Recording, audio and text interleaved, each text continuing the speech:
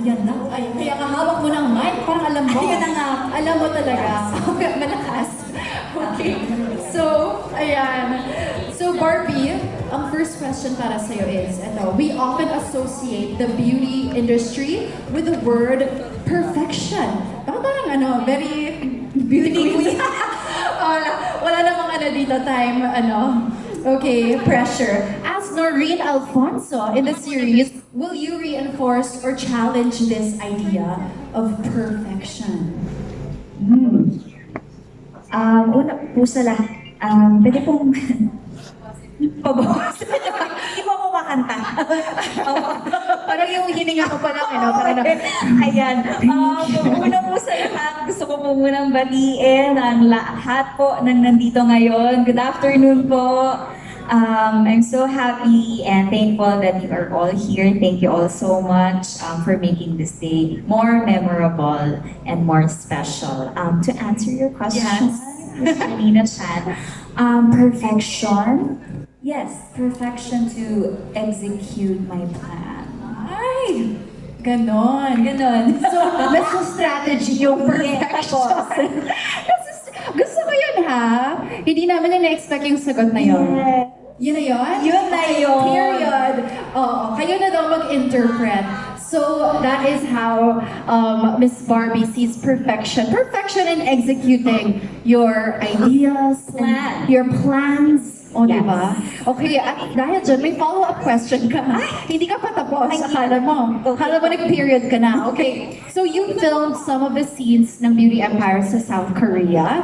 Can you share with us some of your most favorite experiences filming there?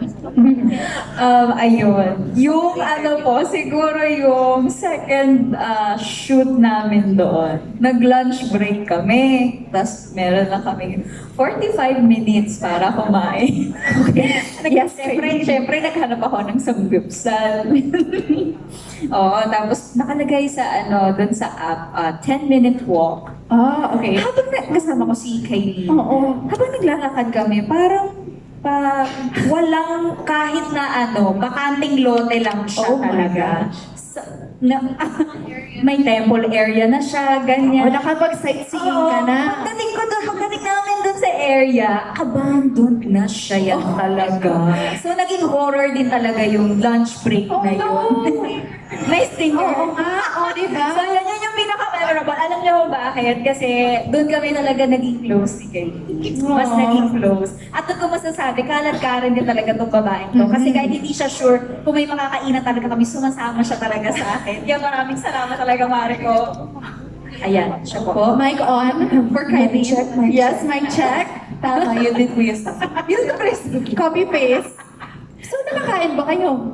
Nakakain ng tinapay. Doon na tayo kasi yung mga sumunod na mga parang pastry shop na lang, kailangan na namin umalis. Yes. So, yun na nga, breaks the answer. Okay. Grabe din yung 45 minutes for Samgyup, including the travel time. Meron pa kami. Diyan ba sa baba? Diyan! Di ba? Hindi ata dyan sa baba. Bundok eh. Papunta doon. Sige, Mari, puntahan natin. Okay. Doon, ay wala. Okay, very interesting. Well, at least meron yung core memory together. Yes. Ang daming, parang horror comedy. Yes. Okay.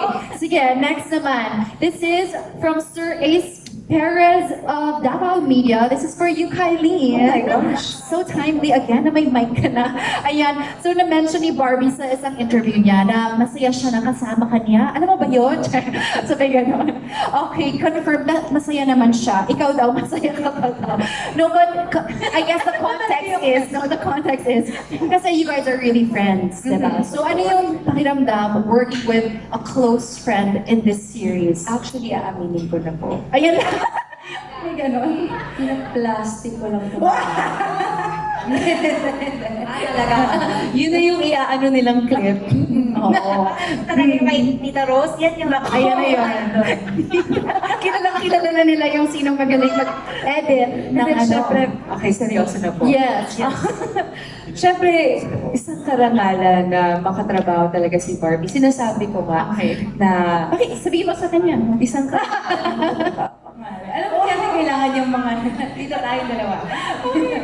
Hindi, isang karangalan talaga. Kasi ever since na pumasok po ako sa GMA, si Barbie talaga yung gusto kong makatrabaho. Oh. Kasi napakagaling niya, napakabait niya rin, at grabe mag-alaga, hindi ba sa...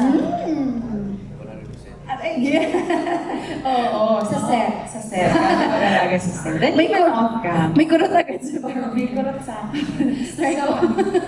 So, ayun. And honestly, every time na nakaka-excel ako siya, even though close na talaga kami off-cam, may onting nginig sa, bilig, na parang, shocks, ayan na siya, tinitingnan niya na ako. Ay, nangangain siya.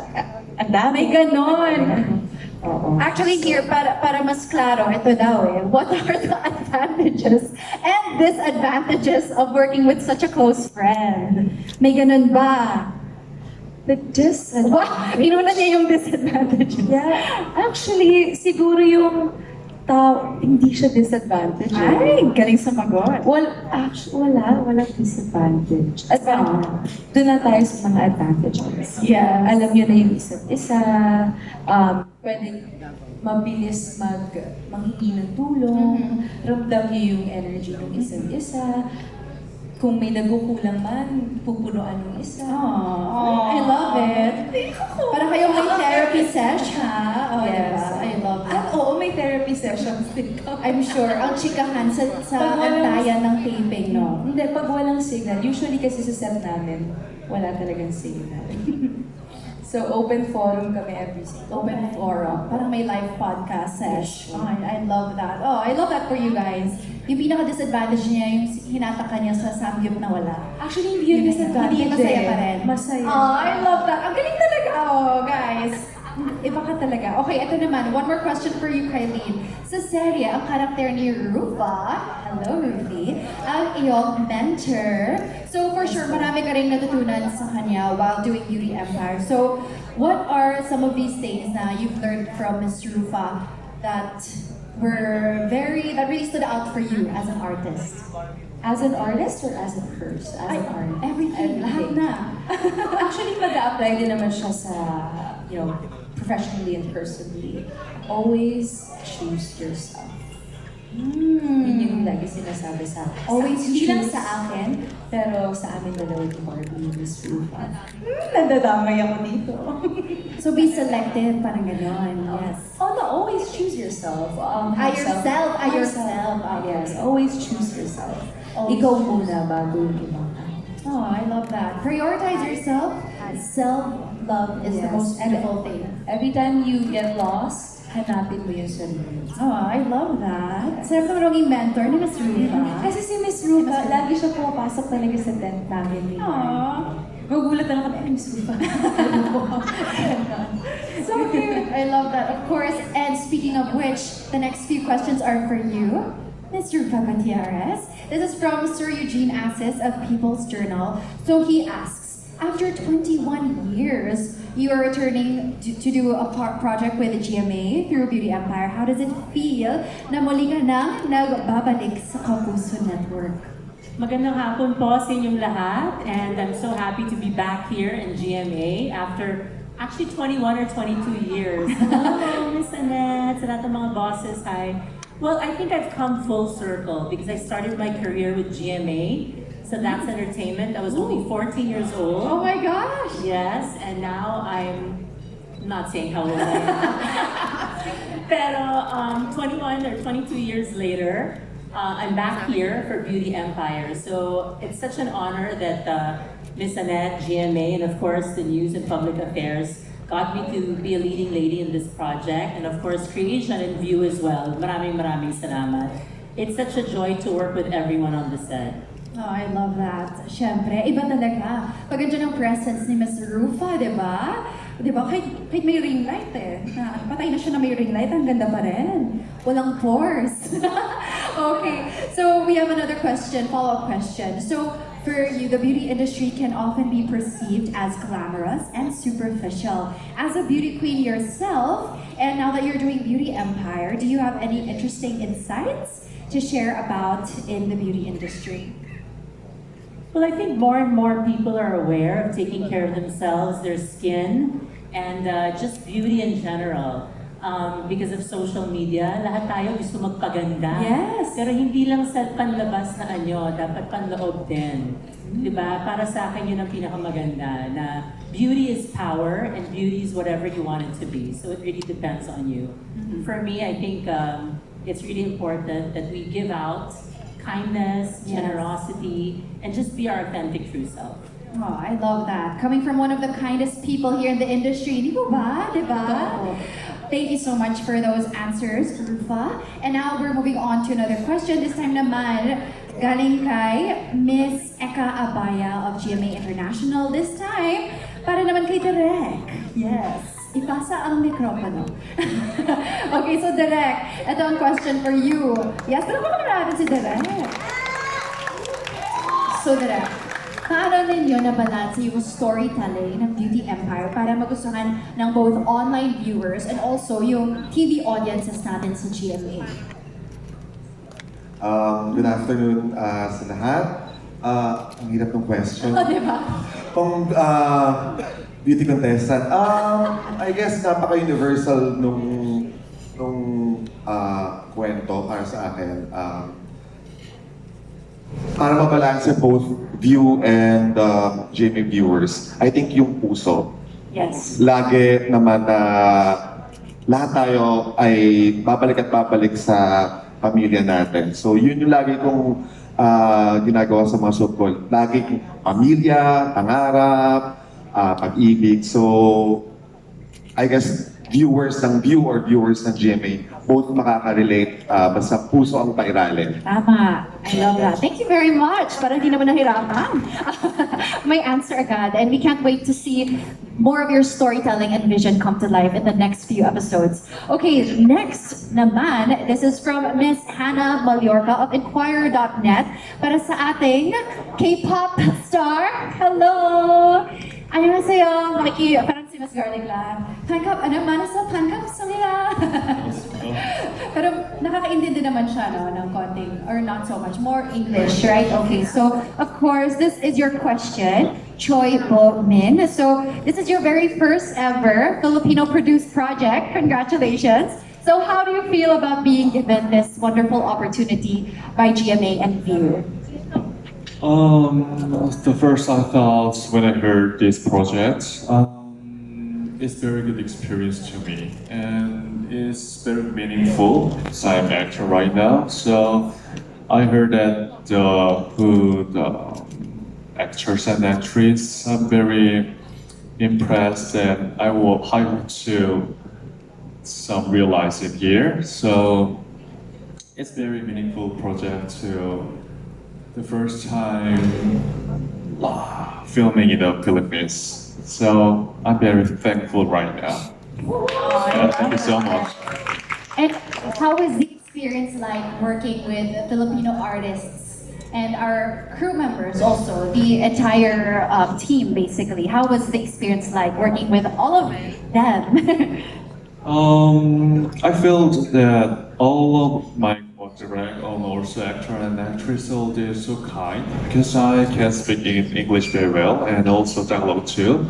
And when I'm shooting with them, they also translate Tagalog in English to me. Yes, So it is very kind to me. And also the people, everyone is energetic, so it's very impressed, I think.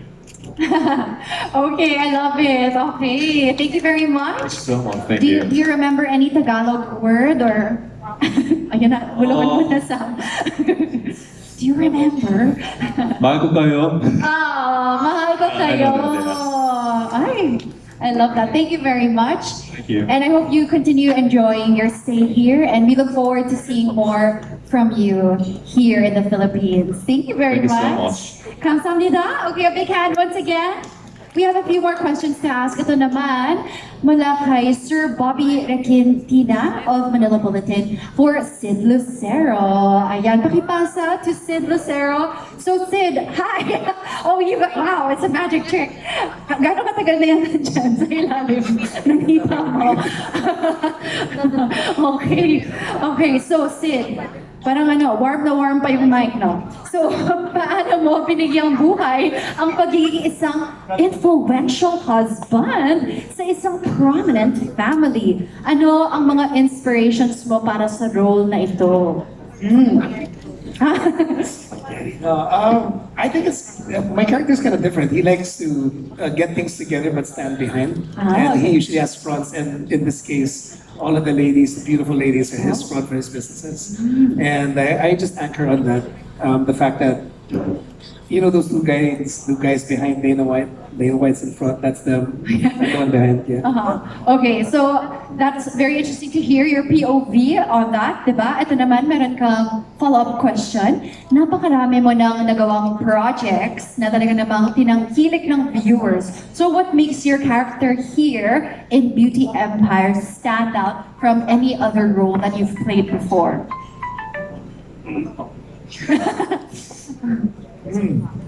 Wow, you derailed me.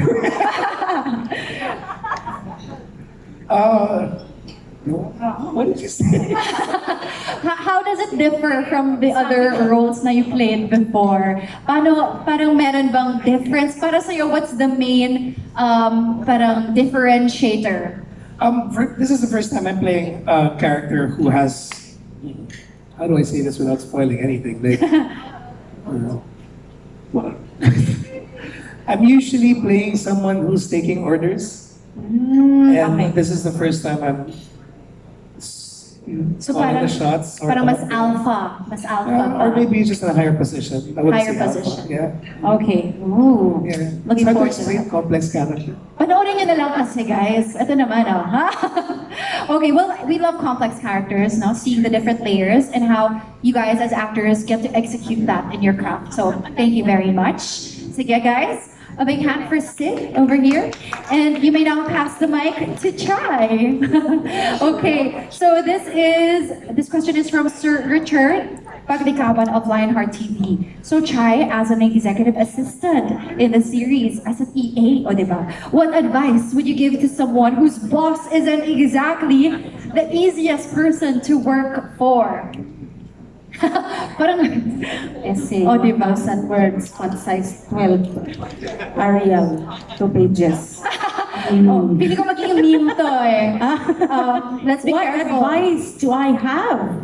Yes. I am hardly in the position to give executive assistant advice, being that I've never been one. So Except for the on series. screen, I Yeah. can only imagine the amount of work that real life EAs do to handle their bosses, especially like temperamental bosses and all of like the please calm down, all the things that they have to do for these people that always staying on top of things.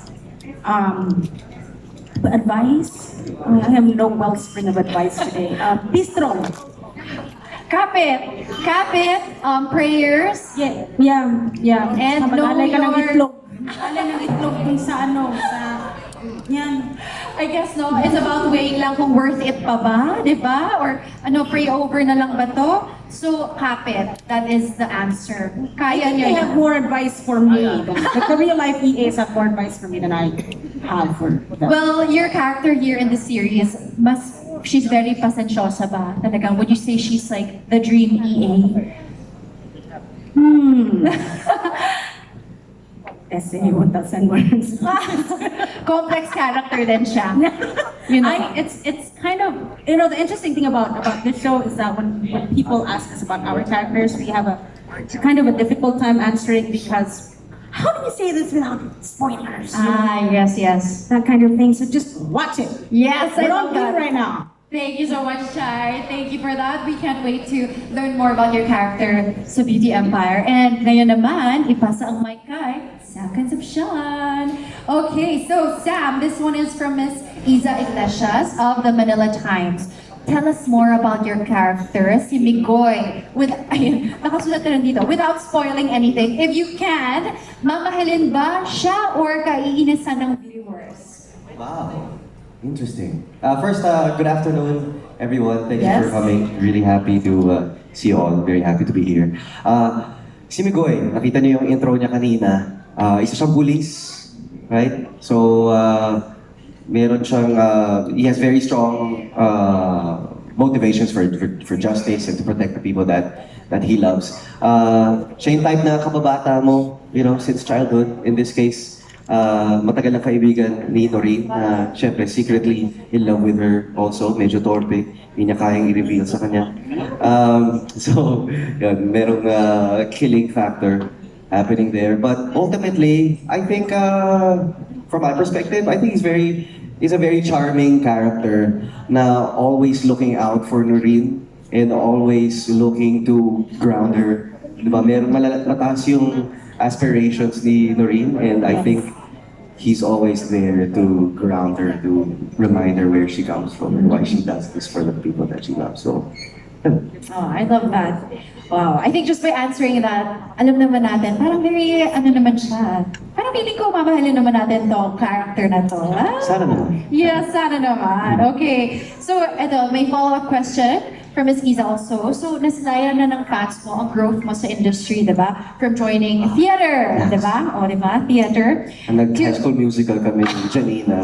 Yes, dyan tayo nagkakilala, guys. O, mamaya ikaw yung finale, ano Okay, to acting for films and TV. So, talaga namang napakarami mo nang na-experience, di ba? Parang all forms of entertainment na-explore mo na. So, what makes you most excited to be working with this, of course, wonderful team for Beauty Empire? Yeah, I'm super thrilled, super duper thrilled to be here. It's a new environment, new place. Matagal din ako hindi nag-serye. Somehow in the past few years, of course, the pandemic happened. Weird into went back to music and then bit of theater and music again. So I'm very very glad to be here, and of course just being alongside these just great, beautiful, just giving, generous actors that we have here on stage. Couldn't be there could be a better project that I would be happy to be part of. Yes. Oh, so perfect for you. I love that. Thank you so much, Sam. We look Thank you. forward to falling in love with Migoy dito sa series. Okay, and up next naman, this is from content creator Mr. Neil Serrano. Ang question niya is for Alex Agustin, Polo Laurel, Aaron Maniego, and Divine Osina. Answer as a group. Team effort pala. Okay, no, isa-isa. Kung sino na lang gustong sumagot muna, okay? So para sa inyo, what surprising things can we expect from you in your role dito sa Beauty Empire? And para sa'yo, what is the biggest lesson you've learned while doing this series? Okay, sinong sasagot muna? Who's first? Between Alex, Polo, Aaron, and Divine. O, ikaw na. Hawak mo na. Let's go, Aaron. Hi po, good afternoon. Ako po si Aaron Maniego, and I will be...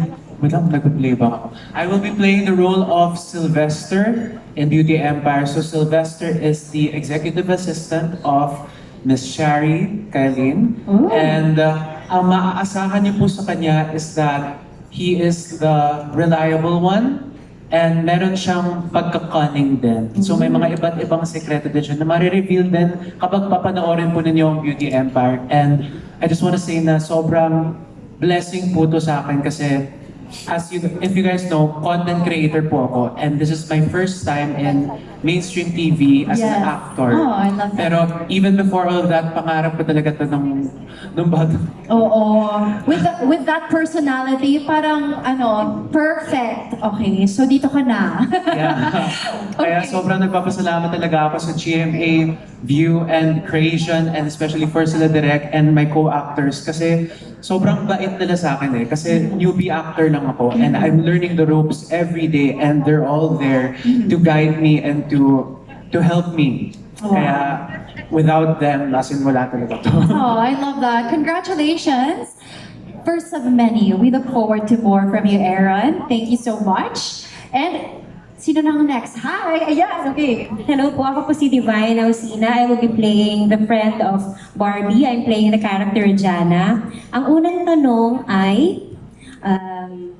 Yung ma-expect namin. expectation. What is the most- Oo. Expectation check. Surprising surprise. things na we can expect mula sa character mo. Ang character ko po ay manggagaling sa community. So, kami yung stark contrast ng buhay na papasukan ni Barbie at yung pinanggalingan niya. And I'm excited na mabigyan nyo ng mukha Yes. Yung side ng inyo, yung why are you working sa inyong buhay?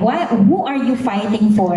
I'm excited na ma-imagine nyo yung mga mukha ng mahal nyo sa buhay sa aming mga character. Na sana kami din, sana we may represent the whys in your life. So, I'm excited for that and ikaw na, Alex. Ayun na yun. Thank you so much. Diba? Nakalimutan ko yung question. Ayun, so again, from your character, ano yung pinaka-surprising thing na pwede namin ma-expect mula sa character mo without revealing too much? Hi, good afternoon po. I'm Alex Agustin and I play the role of Martika bilang maarte ako at kaibigan ko si Shari, mag-best friend kami. Ang ma-expect nyo lang po sa akin ay maiinis kayo at makakapihan kayo lahat. Ayun. Martika talaga. Yes. And sorry, yung second question. Is, ano yung pinaka-biggest lesson na natutunan mo while shooting for this film? I think be open to change. Ay. Yes, kasi lagi akong sanay na drama yung ginagawa ko. And then, ito pala yung pangalawang beses na nabigyan ako ng role na ganito. And up until today, meron pa rin ako mga adjustments na kailangan gawin. So yeah, be open to change. Kasi iba't iba ang, araw-araw, iba't iba ang dumarating sa buhay natin. True. That's how you grow, di ba? Being open to change. Okay, up next. Hello. Hi. Hello guys, good afternoon. Thank you for coming. My name is Paulo Laurel and I play the role of Gino, ang maskuladong tambay na best friend ni Miguel. So, yeah. What's the second question, sorry? The lesson you learned. The lesson, yeah.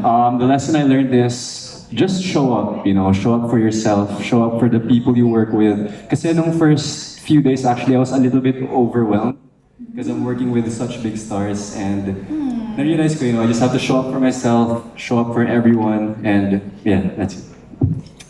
Overwhelming daw kayo, charot lang. Hindi. Siyempre naman, no? These cast members talagang selected. So everybody here really, you deserve this more than anything. So congratulations and enjoy the ride, diba? Okay, so ito na, almost done with our questions. This time naman from Miss Dina Vasquez of Business Mirror, para kay Miss Isay Alvarez, para na rin kay Gabby Padilla, Noemi Gonzalez, and Paolo O'Hara, pati na rin kay Arkel Mendoza. So can you talk about your role in Beauty Empire? Tell us more about your roles. Go ahead. Andiyan na po ba yung mics? Whoever wants to start first po. Hi, magandang hapon po sa inyong lahat. I play the role of Eva, ang nanay ni Noreen at ni Helena. Very interesting yung character ko. I've done so many nanay roles, but I would say na very challenging itong particular role that I have right now. Kasi manood po kayo ng video. Thank you po. I love that cliffhanger. Okay, up next, whoever wants to answer next po. Ako po si Paolo. I'm playing Gardo, father ni Sam. Siya yung tipo ng tatay na makakakuntsaba mo sa lahat ng kalokohan, sa lahat ng kung ano-ano pa. I love that. Okay. Short and sweet. Okay, next up. Hi po, good afternoon. I'm Gabby Padilla and I play the role of Helena, who is the sister of Noreen. And basically the role that I play here is through our relationship as sisters, you get to know Noreen and her motivations and her dreams in life, and yung pinanggagalingan niya, and how big her heart is. At the end of the day, she is coming from a place of love, and although she is in pain, it really comes from a place of love for her sister and her dreams. So, I love that. Thank you very much. Hello po, ako po si Naomi Gonzalez, and I'm so happy to be here. Thank you po. I'll be playing the role of Charing. Charing! Hindi po, charing po. Ako po ay nanay ni Migoy at asawa ni Gardo. So, basically, support giver po. Team Noreen po kami all the way. So, kami po yung pamilya, without spoiling anything pala, kami po yung pamilya na susuporta at tutulong sa mga at magpapasaya sa buhay ni Noreen. Kaya manood po kayo. I love that. Thank you so much. So I guess that wraps up our Q&A for today. Ang dami nating natutunan. Guys, a big hand for our stellar cast here of Beauty Empire once again. Thank you so much for answering those questions in the most entertaining way without revealing too much, diba? Okay, so guys, ito na nga, abangan na natin once again. Yung next episode drops tomorrow, I believe, on View. And the World TV premiere is on July 7, 9:35 p.m. sa GMA Prime. Okay, so palakpakan naman natin ulit. Beauty Empire is officially here and we cannot wait to see more from this iconic revenge drama series. A big hand once again, everybody, for everybody. Pag meron pa po kayong questions, pwede po tayong mag-follow-up questions pa ba tayo later on na lang kapag handa ng ating cast over here. Or we'll make sure to answer